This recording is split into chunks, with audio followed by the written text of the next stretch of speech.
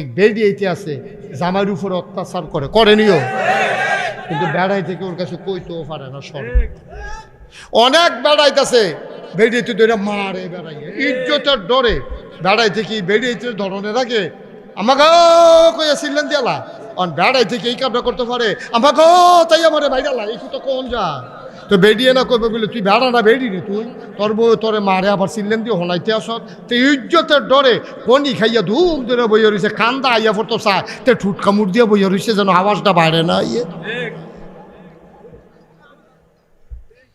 আসেনি রে এই কালবা আমার কাছে অনেক খবর টবর আইয়ে তো অনেক বেড়াইতের উপরে বেড়িয়েতে অত্যাচার করে এইরকমও আছে।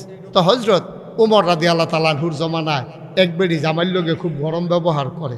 তো বেড়া একদিন চেষ্টা করছে তুমি জামার লোকে এটা করো, আমি কিন্তু উমরের কাছে বিচার দিয়ালা না করছে কেডা দিবে না বিচার।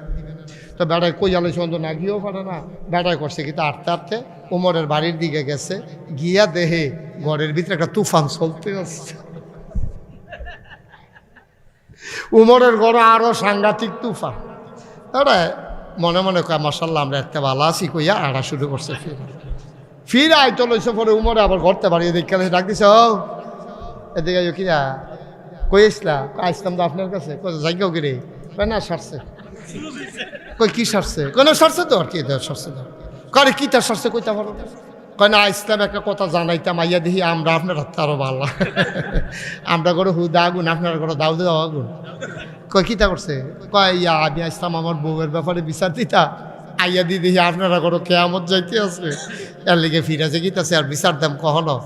আচ্ছা ডাক যখন দিচ্ছেন ফিরে একটা কথা জিগাই ওমর সুবহানাল্লাহ না কেন ওমর আপনারা যে আপনার বউ এরকম করে আপনার সেতুরে না আমরা দি সেতুরটা জিগাই হাজরো তোমার ডাক দেখো আমারও সেতুরে কত কিছু করেন না কয় সেতুটলে একটা কথা মনে করি কয় কোন কথাটা কয় মনে মনে চিন্তা করি এই বেডিটার একটা আব্বা আছিল আম্মা আছিল এই মহিলাটার ভাই বোন আছিল ঘুমানের লাগিয়ে একটা বালিশ আছিল থাকার জন্য একটা বিছানা আছিল যেই মাত্র আমি উমরে কইছে বিসমিল্লাহ কবুল এই কবুল করার কারণে বেডিডায় মা ছাড়ছে বাপ ছাড়ছে খেয়াল করে এই কবুল আমার সাথে বলার কারণে আমি আব্বা আম্মা ছাড়ন লাগছে না কিন্তু এই মেয়েটা আব্বা আম্মার কাছে থাকতে পারে না আমার সাথে চলে আসা লাগছে আসার সময় বাড়িটা ছাড়ছে ঘরটা ছাড়ছে আব্বা ছাড়ছে আম্মা ছাড়ছে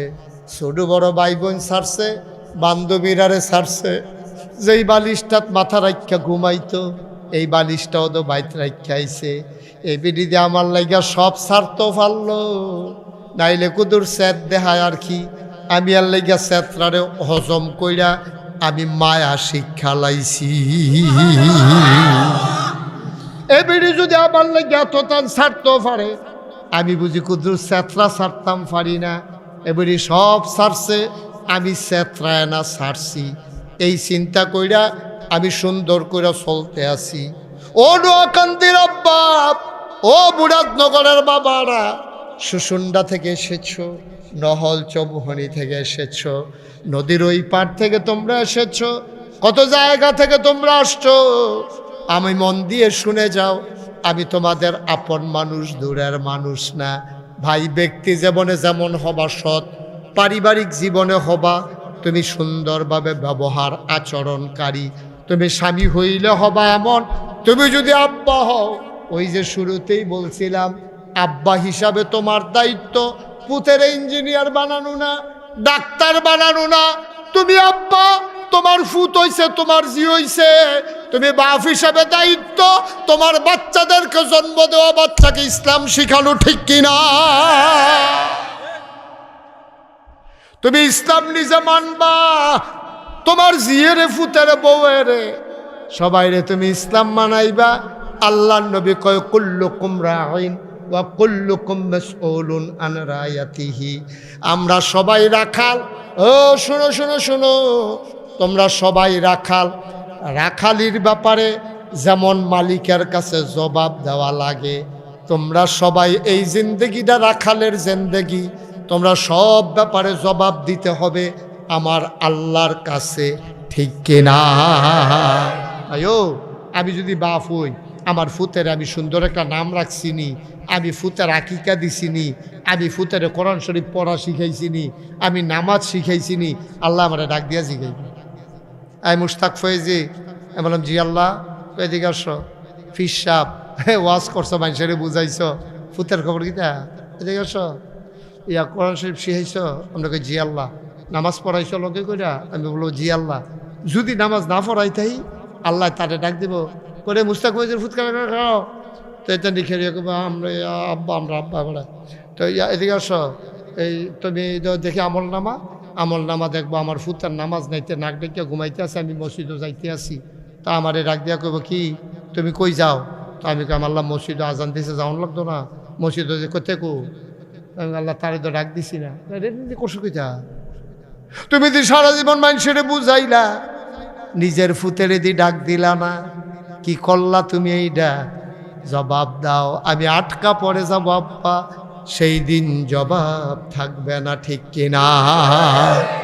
তো আমি মুশতাক ফয়েজের যদি জবাব দেওয়ান লাগে, হাজী আব্দুল করিম ভাইয়ের জবাব দেওয়ান লাগবো নি, ইকরামুল হক মুরাদির জবাব দেওয়ান লাগবো নি, এই হুজুরের লাগবো নি? আমার কথা কয় না লাগবো নি? সবাই জবাব দেন। আপনি যে বাপ হয়েছে আপনার জবাব দেওয়া লাগবে ফুতের ব্যাপারে। আপনার ফুত কয়জন? 2 জন। এখানে ফাঁসুক তো নামাজ পড়েনি।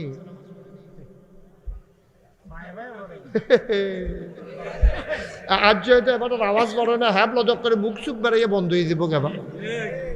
আব্বা কি রঙের ঘরে দৌড়াইতে আছে, ফুতে পাঞ্জাবি কিনা দেয়। আব্বা গরমের ভিতরে ফাতলা পাঞ্জাবি টাকাও দিয়ে আরাম পাইবেন না, টুফি কিনা দিছে, বাতাসটা যেন মাথার গরমটা যেন ফাঁহে দিয়ে বাড়ি যাবে। না বলবো কি কনসে কইতে কন্যা ফুতে রে, ফুতরে আমার পাঞ্জাবি লাগতো না, ফাঁসুক তো নামাজ পড়িস, আমার এই ফাঁক টুফি লাগতো না, গন্ড টুফিয়ে সারবো, কোনোদিন কিন্তু নামাজ ছাড়িস না। বউরেও কইস নামাজ পড়তো, না হইলে তোর টেহা করে আমার ফেরো যাইতো না। কাম লাগলে ফ্যাট মাটির টাকাইয়া থাম, কাম লাগলে মাটি খাম তোর মারে লইয়া, তোর এই হালাল হারাম কামাই খাইতাম না। এরকম যদি সবজি বাফে আমরা কইতাম পারতাম, আমরা যারা বাপ হইছি সবজি বাফে যদি কইতাম পারতাম, ফুতাইতে আর বাংলাদেশও সুদ ঘুষ খাইল না, ঠিক কিনা? আমরা কাঁচা টেহা দেখলে আমরা ফুতের নামাজ রোজার কথা বললা যে গাই, কামাইয়ের কথা বললা যে গাই, আমরা এরকম খাটাস মানুষ আমরা, ঠিক কিনা কও? একবার শিখে না ফুত, তুই যদি বেতন ফাস 20,000 টাকা, বাসা ভাড়া দিয়া লাস বিলে 20,000 টাকা, এরপরে খাস করতে আবার ফুতের বিলে ভর্তি করাইছ, বউয়েরও দিয়ে নতুন নতুন কাপড় পিনতেস, আবার দিয়ে আমরা গ্রামও ক্ষেত্রা হস, 20,000 টাকা বেতন পাইয়া 20,000 টাকা বাসা ভাড়া দিয়া লইলে তুই তো ভিক্ষা করে খাওয়ানোর কথা, তুই চলস কেমনে? এবার একবারও জিগায় না, ফলার টেহাইতে আছে আর এবার আর ভাল লাগতে আছে। এবার আপনি মনে কষ্ট নিয়ে না, আপনি বিল্লা মানে আমরা সবাই আর কি, আমরা কচকুচ্চা টেহারা দেখলে মাটি বেড়াইয়া যে আগ কইরালা, আমরা নামাজি বেড়াইয়া সুদের টেহা সুদেরতে আমরা ডুগিল্লা লাইতে কোনো চিন্তা করি না। আমি 5 ওয়াক্ত নামাজ পড়ি, গত বছর হজ করে আইছি, আমি সুদের টেহারা কেমনে ডুগিলতাম এটা মাথাটা তাইয়া না। তাইলে নিজে বালাহন লাগবো এবং আমার পরিবার পরিজনের বালা রাহন লাগবো, না হইলে আলগা যাও। তুমি তোমার বড় হইছ, অহন টেহাও লইছ, হালাল হারাম চিনাই দিছি, অহনো যত ঘুষ খাইতা মনে কয় আলগা গিয়া খাও। আমার গরো না, সব হালাল কইতেন না, আমার গরো না, ফ্যাট মাটির টাকাইয়া থাম, কাম লাগলে ভিক্ষা করে খাম, না হইলে নাগাইছে তিনখানার জিজ্ঞান, নাগাইছে তিনখানার জিজ্ঞান। হুজুরে যদি বার করে দেয় বার করে দিব, কয়েন যে হুজুর হালাল খানা খাইতাম ফাইনা দেখা আপনার তিনখানা তাইয়া পড়ছি, দরজা খোলা, দরজা খোলা, আইয়া পড়েন, হইতে হইতে খাইবেন, ঘুমাইবেন, শরীরটা আশ্বাস বয়স হুজুর বানাইয়া ফুনফুন্না বানাইবেন। তো হারাম খানা খাইয়েন না, ফাও দড়ি, তো হারাম খানা খাইয়েন না, তো খাইয়েন না। আর কিতা কইতাম কম, আর কিতা কইতাম, আর কি কইলে বুঝবেন?